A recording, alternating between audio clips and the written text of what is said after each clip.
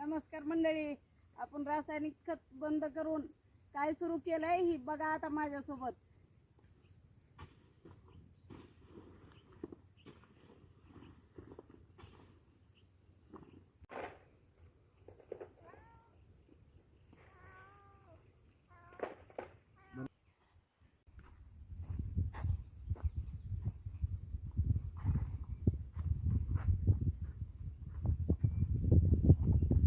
आपल्या रानात फळझाडं भरपूर आहेत. नारळ आहे, आंबा आहे, चिकू आहे, लिंबू आहे, फणसाची आहेत आणि ही नवीन लागवड करण्यासाठी ही आंब्याची रोपं तयार केलेली.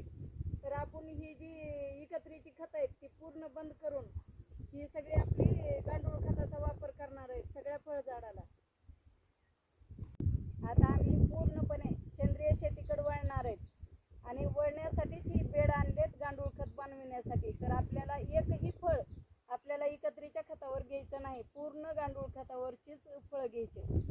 रासायनिक खत आपण वापरायचं पूर्णपणे आतापासून बंद केलेलं आहे. त्याच्यामुळं ही जी गांडूळ खत आहे ती गांडूळ खतच आपल्याला सगळ्या ह्याच्यात वापरायचं आहे, पेरणीसाठी पण आणि झाडासाठी पण. पण गाईचं शेणखत टाकलेलं आहे ह्याच्यात आणि गाईचं शेणखत टाकून आता ह्याच्यात आपल्याला गांडूळ आणून सोडायचेत आणि गांडूळ आणून सोडली की 2 महिन्यात 3 महिन्यात पूर्ण गांडूळ खत तयार होतं आपलं. तर कुणाला जर पाहिजे असेल तर खत ही भेटेल आणि आपली विषमुक्त फळं ही खायला भेटतील. गांडूळ खत आहे ह्याच्यामुळं मातीची पण सुपीकता टिकून राहते आणि फळं पण चांगली येतात, झाडं पण, आणि गोड पण लागतात चवीला. सगळी नंबर 1ची शेती पण होती आणि फळं पण चवीला चविष्ट लागतात. आजच्या काळात ही वाढता आजार बघून की आपण जी आहे ती गांडूळ खताच्या शेतीकडेच वळावं लागतंय आणि ही शेतीची जी खतं आहे ती शेतात टाकून नंबर 1चं पीक घ्यायचं आणि खायचं. इकायच्या भानगडीत नाही पडायचं. इकायचं म्हणलं तर काळाला सेंद्रिय शेती गरजेची आहे. त्याच्यामुळं सगळेच तुम्ही पण थोडं थोडं का होईना सेंद्रिय शेतीकडे वळा आणि सेंद्रिय शेतीला भर द्या. मी तुम्हाला दाखवते आता 6 महिन्याची आपली नवीन लावलेली आंब्याची झाडं आणि ती पण गांडूळ खत टाकून कशी वाढ झाली ती दाखवते तुम्हाला. आणि आपण जीवामृत बनवलेलं आहे त्या निळ्या ड्रममध्ये. आपलं 12 महिने असतं जीवामृत, सारखं एक संपलं की दुसरं तयार करायला ठेवतात आपण ड्रममध्ये. ही आपली 6 महिन्याची झाड आहेत आंब्याची लावलेली. तर बघा ही एक वेळेस आपली ह्याची छाटणी पण झालेली आणि ही एवढी कशी आलेत बघा. 1000 रुपये ही लावलेली आपण.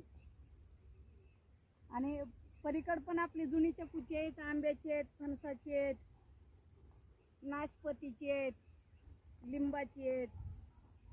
ही जी आहेत आंब्याची झाडं ती पूर्ण सेंद्रिय शेतीवरच जगविलेली झाडं आहेत. तर ही अशीच झाडं तुम्ही पण आणा, विषमुक्त खा आणि निरोगी राहा. ही आपली जी आंब्याची झाड आहेत ही ठिबक नसताना सुद्धा झालेली. तर एवढाली जर ठिबक असतं तर माझ्या डोक्या एवढाली झाडं झाली असती. ठिबक नसल्यामुळे ही 6 महिन्यात एवढाली झाली. नंबर 1 वाढ आहे.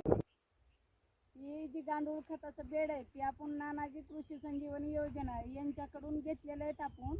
तर त्यांचे पण मनापासून आभार, धन्यवाद की तुम्ही सहकार्य केलं म्हणून आम्ही ते गांडूळ खताचं बेड आणलं आणि आमची झाडं आज एवढी छान कुटकुटीत लुसलुशीत बिना ठिबकची आहे.